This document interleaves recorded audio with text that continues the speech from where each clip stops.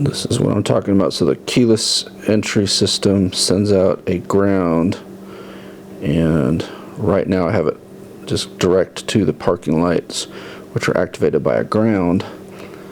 So I'll cut into there, put the diode there, and then branch a wire off to a relay, which will be hooked up so that when this triggers the ground, it turns on the relay, which will send power out, and you can hook directly into the dome light wire, which is a black with a blue stripe if my memory is correct, and it's all over the car, so you can find it lots of locations.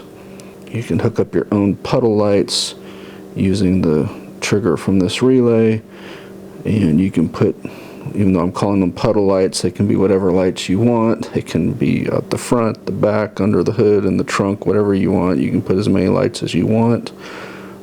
If you use LEDs, they probably don't draw enough power to be any concern. This is a sample of what I'm talking about for puddle lights. When I click unlock, they come on. Now, these are just out because they're crappy fixtures, but